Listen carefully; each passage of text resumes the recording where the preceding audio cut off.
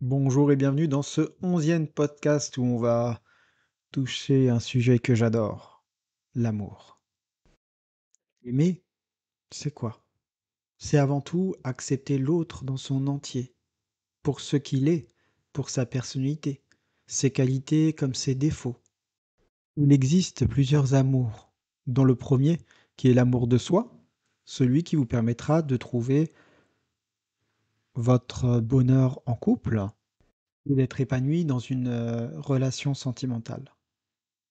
Notez bien que l'amour est tout autour de vous, en vous. Il est à votre disposition. Simplement, les êtres humains, parfois, ne savent pas le voir ni le reconnaître. Vous avez autour de vous des personnes qui vous aiment, des personnes aussi qui ne vous aiment pas, mais vous n'êtes jamais totalement mis à l'écart de ce sentiment. On pourrait penser que quand on parle d'amour, c'est toujours lié forcément au couple. Alors que la première des choses, c'est plutôt envers nous-mêmes qu'on doit le ressentir. Puis, après, envers les autres. Une vie sans amour, sans avoir jamais aimé ou être aimé, ce n'est pas réellement vivre.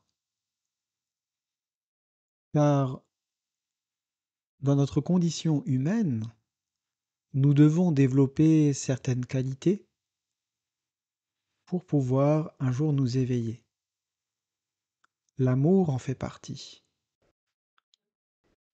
Quand vous rencontrez l'amour véritable, authentique, il n'y a aucune dépendance émotionnelle à l'autre. Vous sentez plutôt une réelle liberté de vous confier, d'être vous-même, que l'autre vous accepte totalement, vous aide à grandir, vous fait confiance, vous avancez ensemble et pas l'un contre l'autre. Beaucoup d'entre nous cherchent l'amour sans savoir qu'il est totalement à notre portée. Il ne se cherche pas, il s'attire par votre personne, par votre rayonnement, par vos intentions, par votre volonté. Vous attirez à vous ce que vous dégagez. La bonne personne, ou l'âme sœur, viendra vers vous naturellement. Et le jour où vous la verrez, vous la reconnaîtrez naturellement. Car cette rencontre était destinée à arriver. Aimer, c'est aussi donner et recevoir, et inversement. C'est une alchimie entre deux âmes que rien ne peut briser.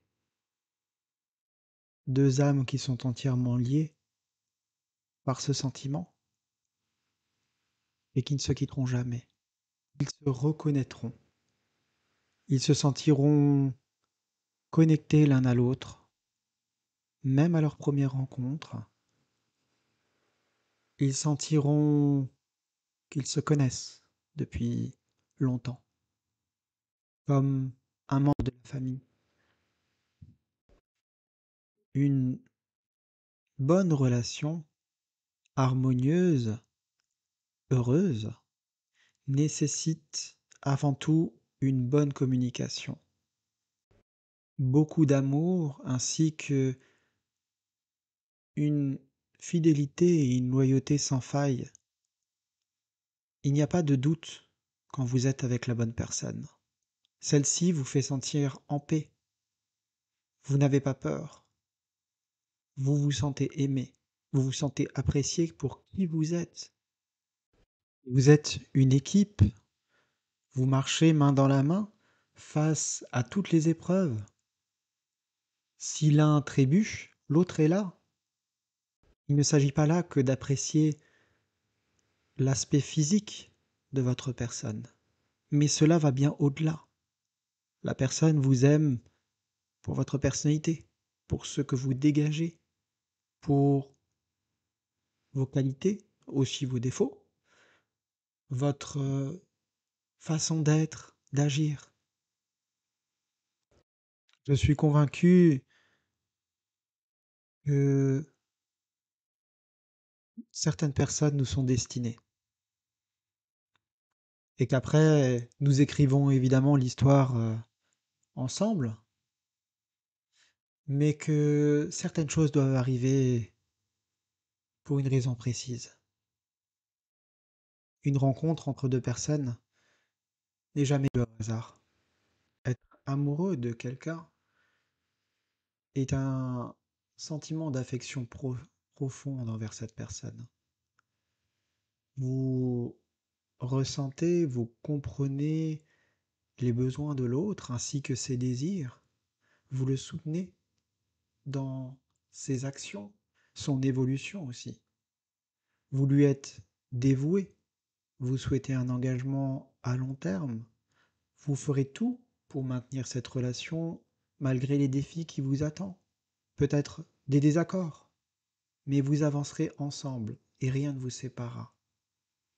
Vous acceptez l'autre dans son ensemble, ses imperfections, ses qualités, sans jugement et sans condition. C'est aussi le prix d'aimer. Vous le respectez, vous l'admirez, vous êtes son premier fan, vous l'aidez à s'épanouir, à se développer, vous lui apportez la joie, et puis vous vivez le bonheur ensemble. Il nous arrive parfois aussi d'avoir des déceptions ou de vivre des ruptures. Celles-ci sont nécessaires pour comprendre certaines choses, nous remettre en question aussi par rapport à ce que l'on veut et ce que l'on ne veut pas dans une relation, à ce qu'est véritablement l'amour. Il faudra parfois connaître la souffrance pour attirer le véritable bonheur vers vous et la bonne personne. Si jamais vous vivez une rupture, ne vous laissez pas emporter par la colère ou la déception. Chaque personne mène son propre chemin, même en couple. Vous devez accepter l'impermanence de toute chose, que tout a un début et une fin. Exprimez votre gratitude d'avoir pu rencontrer parfois les mauvaises personnes, car celles-ci vous permettront de grandir, d'apprendre sur vous-même, sur les autres, sur vos véritables intentions, émotions, sur mieux les ressentir et pouvoir aimer pleinement. Aimer, c'est aussi une prise de risque. Ne croyez pas que l'amour est toujours quelque chose de facile. Il peut y avoir des hauts et des bas au quotidien. Une relation s'entretient avec des petites attentions, des efforts et des preuves d'amour. Tout comme un feu, vous devez entretenir celui-ci pour qu'il puisse continuer de vivre, de grandir et d'être là. Quand vous avez vécu une relation sentimentale toxique ou qui ne s'est pas bien passée, transformez cette énergie négative en une expérience positive. Vous êtes là pour apprendre dans ce monde, vivre les choses.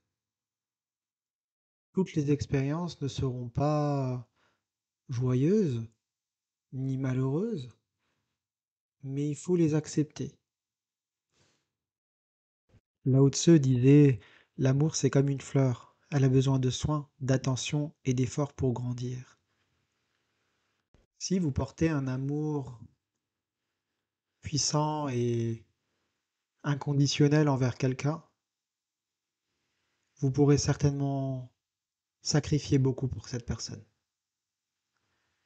Et le bonheur de l'autre sera même plus important que le vôtre. Vous aussi, un jour, vous trouverez une personne qui vous correspondra. Laissez le temps faire tout arrive à point à qui sait attendre, la vie sera mettre sur votre route les personnes qu'il faut pour vous apporter toutes les leçons nécessaires et les expériences dont vous avez besoin pour grandir et véritablement connaître le sens du mot aimer. Il y a des moments où vous allez devoir vous battre pour préserver votre couple et le maintenir, faire en sorte que cet amour ne finisse jamais. Si je devais vous donner une seule règle à respecter en couple, mis à part d'aimer l'autre, c'est que tout ce qui appartient au couple reste dans le couple. Les autres n'ont pas à interférer dans votre relation. Personne n'a le droit de décider pour vous et pour votre partenaire, ni de votre relation. L'avis des autres n'a pas d'importance. Contentez-vous de suivre votre cœur, de vous abstenir de faire du mal à vous-même et à l'autre, et tout se passera bien. Alors que nous arrivons à la fin de ce podcast sur le thème de l'amour, j'aimerais vous rappeler que l'amour est une force puissante qui transcende toutes les frontières. Elle relie les cœurs, transforme nos vies à travers les petits gestes du quotidien ou les grands élans de passion. Elle nous guide vers la compréhension, la compassion et la croissance. Je vous invite à cultiver cet amour dans vos vies, à embrasser la diversité de ses formes et à partager sa lumière avec le monde qui nous entoure. Souvenez-vous que l'amour, qui est cultivé avec bienveillance, est une force capable de guérir, de transformer et de réunir. Avant de nous quitter, j'aimerais vous recommander 2 livres concernant l'amour qui m'ont énormément plu. Le premier, c'est La maîtrise de l'amour de Don Miguel Ruiz et le deuxième, c'est Les couleurs de l'amour de Rumi. Si vous êtes, comme moi, un amoureux de l'amour, je vous recommande ces lectures. Croyez en l'amour et ne baissez jamais les bras après des déceptions. Vous êtes aimé, vous avez le droit de l'être et vous pouvez aimer en retour votre prochain. Merci de m'avoir écouté et à bientôt.